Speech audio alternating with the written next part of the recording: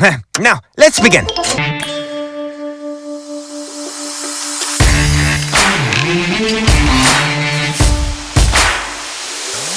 then, I just got done watching True Detective Season 4, Episode 3, or Part 3. And I didn't do this last two videos. I apologize, but just give you a fair warning, there's going to be spoilers in this review. Because it's just how I roll, I guess. But before I go into that, just a quick review of it. This episode's a little bit slower than the beat, or I don't know. It just, nothing was bad about it. It mostly, I guess, the last 20 minutes was very intriguing and very interesting. The other part of it, it was give or take. I wouldn't dial it in like I was previous episodes, but all in all, it wasn't too bad. So to kind of continue from episode 2, they was in the trailer. They found the Annie's cell phone. Now, I don't know if I said this or not, but Annie is not the state trooper Eve's sister. It's just a person that she knew and she's trying to investigate, right? Also, I don't think I said it in a previous episode. The girl that they're investigating her death as well, she got stabbed like 37 times. That Eve, the state trooper, investigated before, never got solved. I just figured I'd add a little tidbit there. But anywho, so basically, as you saw the cell phone episode 2, and also that guy's still alive because he wasn't with the other bodies that got thawed. So he's out and about. So the next episode, they're doing a search party to find where he's at. So one of the officers got some state troopers and other officers to help, and also his redneck buddies to help with the search as well. That don't go too well with Jodie Foster's character and Eve, state trooper, because it's going to be compromised a lot of things, and it's not, and they're not happy about that. But he went anyways. Well, while that's going on, you kind of, in certain times, they're just like most of the True Detective episodes, they kind of dive into each character, what they went through. One part of the scene, they kind of go through what happened to Eve's mother. It's short and sweet, because how it happened, well, let me go back for a little bit. So how this go out, so they're trying to figure out how Annie and the guy that's missing, is still alive somewhere, how they got together. So found out through another townsman that she had to do, I think they cut people's hair at that place, right? So she up there occasionally, and she took her friend with her, Annie, with her. When she took Annie with her, she felt for a guy up there, the guy that's on loose. They really loved each other, so on and so forth. And also that Annie had a spiral tattoo, and he copied her and got a tattoo as well. So it wasn't the guy that had a tattoo, she had a tattoo. But for some reason, he was obsessed with the tattoo. So that's what you kind of see in the prior episode with a spiral on the ceiling. Anywho, I just figured I'd say that.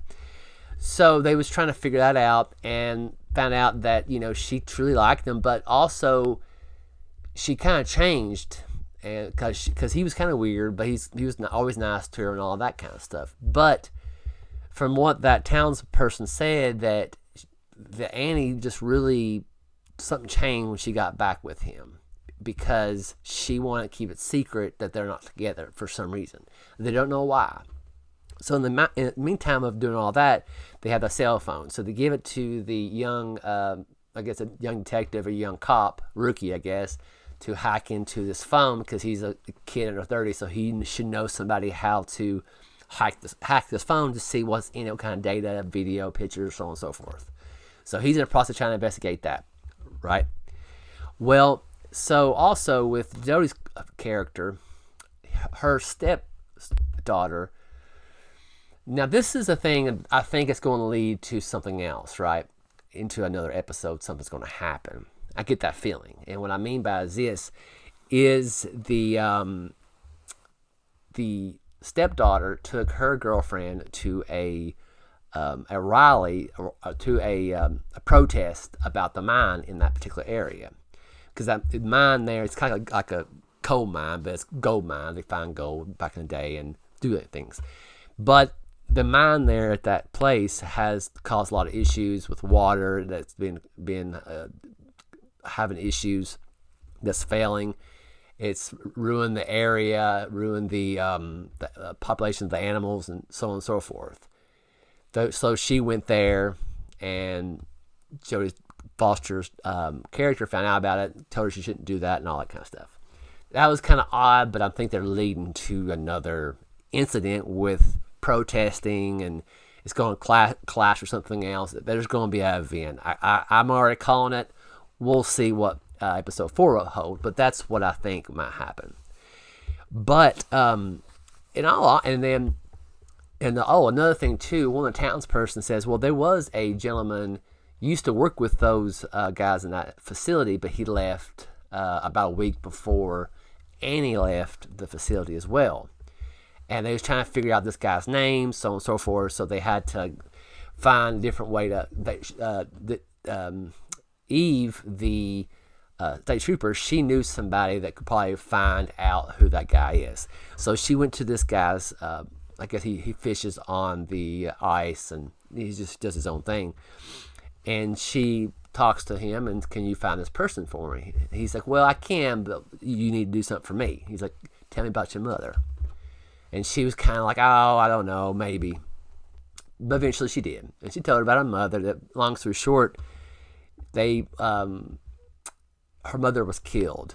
And the guy that killed her was never found. So it kind of gives you more in depth of her character, what she's been through. You know, she's very, I guess it kind of relates to, Annie. Her life was that was killed as well, and she's trying to find that person that done that as well. So you can see the motivation and all this. A little side note too, it does a little bit in more of a deeper for each person's life, that you can see a little bit between Jodie Foster's character and Eve, the state trooper. They used to be the partners, I guess, and they went onto the scene, and they're not telling everybody the truth what happened, right? And you got a glimpse of that. I don't think it might tie in that better. Usually that's how it goes with these shows, which I'm not complaining. It's good. It kind of leads you here and kind of keeps you guessing, and eventually they reward you at the end. That's mostly how it goes. But I have to say, I am intrigued. Let's see what else happened. It's so far it's really a okay. So one of the guys so throughout this series, there's kind of a thing going on. People can see, like I said, about that one lady seeing that guy that he's already passed away, but he sees her. He was directing her to where the bodies are. So there's a kind of theming that the underworld kind of helps people find or warn people about certain things. Well, I'm probably missing a lot of things, but not a lot. There's not a lot in this episode, but there's one thing that's interesting to me, and I don't know if it's kind of weird. It's different than the previous seasons. So the guy that was still alive after, in the ice. Oh, there's two things actually. Speaking of that, Jodie Foster's character needed somebody to investigate the bodies and all that, and they was going to have somebody fly in to do an investigation of it.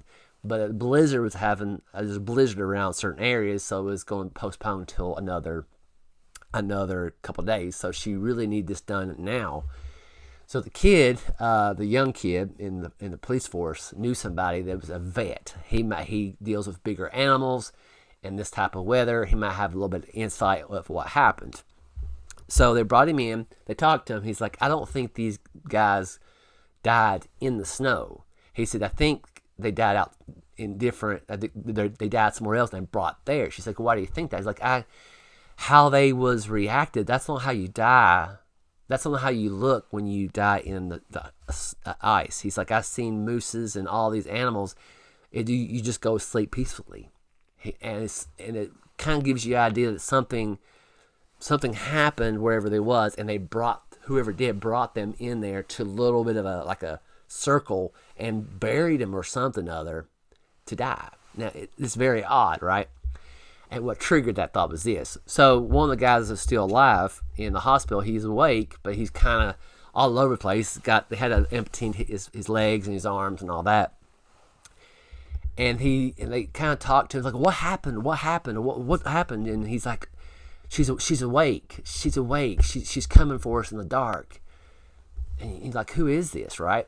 Well, so they was trying to gather their thoughts of who is this. He was trying to say, but he was kind of going in shock and, flipping and flopping and all that kind of stuff in the bed.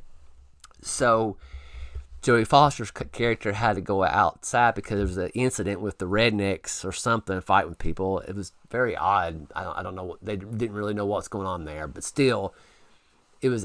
So in the meantime, while she was over here taking care of this fight in the lobby, Eve character, the state trooper Eve, she was sitting there looking at it, and the gentleman that's half almost dead basically leans up in the bed and says, she's waiting for you. And no, he's like, hello, and he says her first name, her whole name. And she kind of looks, and he said, your mom's waiting for you. She's waiting in the dark, or something to that effect. And he just points and lays back down, and he passes away.